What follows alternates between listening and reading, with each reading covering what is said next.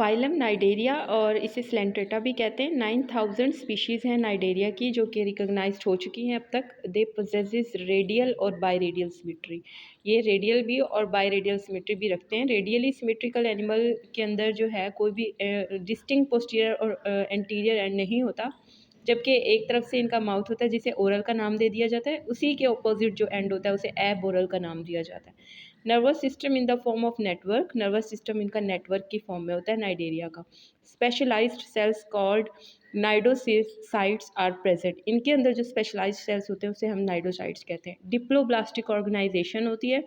Ectoderm and endoderm 2 layers होती हैं, क्योंकि डिप्लो में 2 लेयर्स होती हैं। एक्टोडर्म जो होता है एम्ब्रियो का, वो आउटर लेयर ऑफ बॉडी बनाता है जिसे हम एपिडर्मिस कहते हैं, जबकि endoderm inner layer of body wall बनाता है जिसे हम गैस्ट्रोडर्मिस कहते हैं। इन दोनों लेयर्स के दरमियान में मिजोग्लिया मौजूद होता है। निमेटोसिस्ट एक ख़ास तरह का स्ट्रक्चर होता है इनके अंदर, और जिसकी वजह से इनका नाम नाइडेरिया रखा गया है। निमेटोसिस्ट एक्चुअली ये यूज़ होता है ऑर्गन ऑफ डिफेंस, और इसके अलावा फीडिंग के लिए, अटैचमेंट किसी भी सबस्ट्रेट से अटैच होने के लिए। Nematocyst are the characters of phylum Cnidaria. ये ख़ास इनकी करेक्टर होती है फाइलम नाइडेरिया की। निमेटोसिस्ट जो है ये प्रोड्यूस्ड होते हैं स्पेशलाइज्ड सेल्स जिसे हम कहते हैं cnidocytes. Cnidocytes has a modified cilium known as cnidocil. इसके अंदर एक सीलियम होता है जिसे हम नाइडोसिल कहते हैं।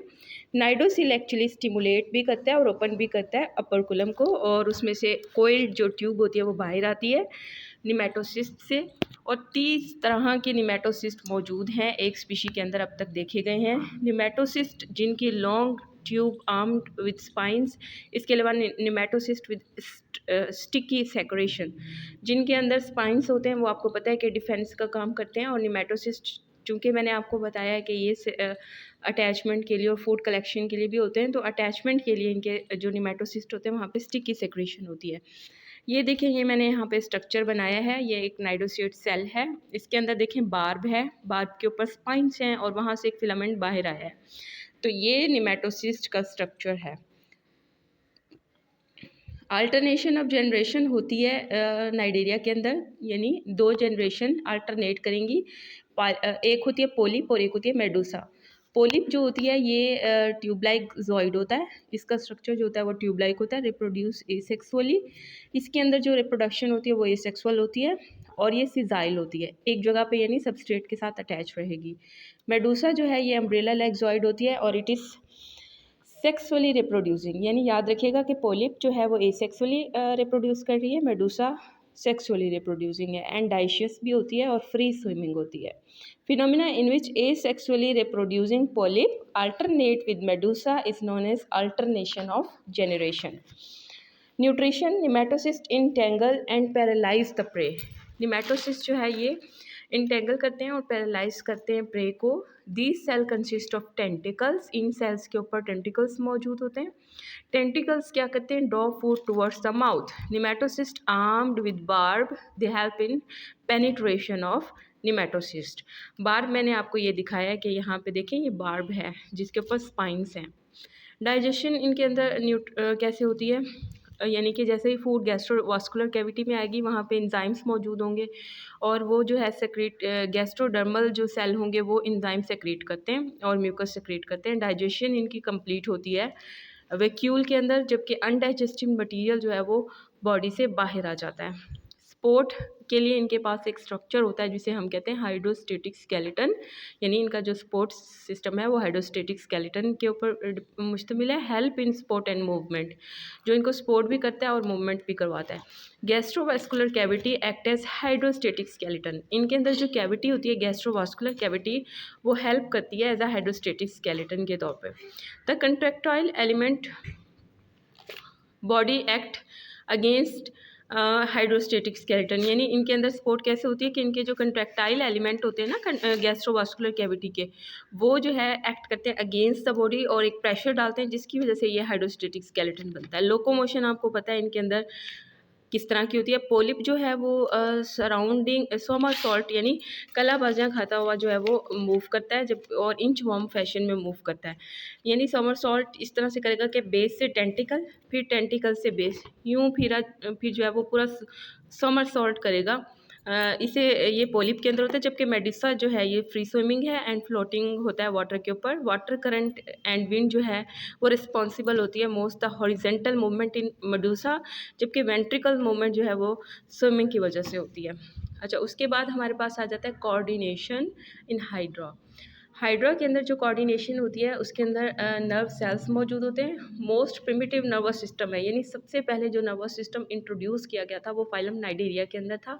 यहाँ से फिर आगे एडवांसमेंट आई। नर्व सेल्स जो होते हैं वो लोकेटेड होते हैं बिलो द एपिडर्मिस। एपिडर्मिस के नीचे जो है नर्व सेल्स मौजूद होते हैं, इंटरकनेक्टेड होते हैं to form two dimensional nerve net. ये जो नर्व होता है ये कंडक्ट करता है impulse throughout the body, यानी ये नर्व नेट पूरा इम्पल्स को बॉडी के अंदर जो है स्प्रेड कर देगा। ये जो स्प्रेडिंग है नर्व इम्पल्स की, ये डिपेंड करती है on the strength of the stimulus, यानी जितना तेज स्टिमुलस आएगा उतना अच्छा रिस्पॉन्स शो होगा। जैसे पॉलिप जो है वो विड्रॉ करता है tentacle in response to weak stimulus. Polyp withdraw नहीं करेगा टेंटिकल अगर स्टिमुलस जो है वो वीक होगा, but it withdraw entire polyp in response to strong stimulus. अगर स्टिमुलस बहुत ज़्यादा स्ट्रॉन्ग है तो फिर वो अपना पॉलिप जो है वो टेंटिकल विड्रॉ करेगा। रिस्पायरेशन एंड एक्सक्रीशन की बात करते हैं तो नाइडेरियन के अंदर large surface area to volume ratio होता है, और इसीलिए जो इनके सेल्स होते हैं उनके अंदर oxygen and carbon dioxide and nitrogenous waste की जो एक्सचेंज होता है वो डिफ्यूजन के थ्रू होता है। रिप्रोडक्शन की अगर हम बात करें तो सेक्सुअल रिप्रोडक्शन होती है और एसेक्सुअल रिप्रोडक्शन होती है। सेक्सुअल रिप्रोडक्शन मोस्ट नाइडेरियन जो होते हैं वो डाइशियस होते हैं, यानी स्पर्म एंड एग रिलीज कर देते हैं इन गैस्ट्रोवेस्कुलर कैविटी में और outside the blastula is formed in early development. सबसे पहले ब्लास्टूला बनता है। Blastula is formed early in development. There is a migration of surface cell to interior, यानी सरफेस सेल से जो है अंदर की तरफ माइग्रेशन होगी सेल्स की, और कैविटी बन जाएगी एम्ब्रियो के अंदर जो कि इन सेल से फील्ड होती है। ये जो सेल होते हैं ये गैस्ट्रोडर्मिस बना देते हैं, यानी इंटीरियर लेयर जो होती है गैस्ट्रोवास्कुलर कैविटी को जो सराउंड कर रही होती है। एम्ब्रियो इलोंगेट जब हो जाएगा और ये बना देगा फ्री स्विमिंग लार्वा। थिन जो है ये जो फ्री स्विमिंग लार्वा होता है इसे हम प्लैनुला लार्वा कहते हैं। तो याद रखिएगा प्लैनुला लार्वा जो होता है वो नाइडेरियंस के अंदर होता है। प्लैन्यूला जो है ये अटैच होता है टू सबस्ट्रेट, ये अटैच रहता है अपने सबस्ट्रेट के साथ, और इसके जो इंटीरियर सेल्स होते हैं वो split to form gastrovascular cavity and young polyp inside develop, और इसके अंदर जो है यंग पॉलिप जो है डेवलप हो जाता है। एसेक्सुअल रिप्रोडक्शन इनके अंदर किस तरह की होती है, अभी जो मैंने बताई है वो सेक्सुअल रिप्रोडक्शन थी, और अब जो है वो एसेक्सुअल रिप्रोडक्शन की बात करेंगे। एसेक्सुअल रिप्रोडक्शन जो है नाइडेरिया के अंदर उसमें मेडुसा जो है ये बडिंग के थ्रू जो है फॉर्म्ड होता है from the body wall of the polyp. Polyp से मेडुसा बनता है through budding. New polyp formed by other polyp, यानी एक पॉलिप से दूसरा भी बनेगा by a process of budding जब ये एसेक्सुअल कर रहे होंगे। बर्ड में detach from the polyp, bird जो है वो डिटैच हो जाएगी पॉलिप से, और सम टाइम कभी कभार ऐसा होता है कि ये बर्ड जो है अटैच रहती है। जब ये अटैच रहती है तो फिर ये कॉलोनी बना देती है एंड फॉर्म जॉइड ऑफ कॉलोनी, और इसको कहते हैं जॉइड ऑफ कॉलोनी। तो ये हमारा था फाइलम नाइडेरिया। इसके बाद हम इसकी क्लासिफिकेशन पढ़ेंगे इंशाल्लाह नेक्स्ट टॉपिक।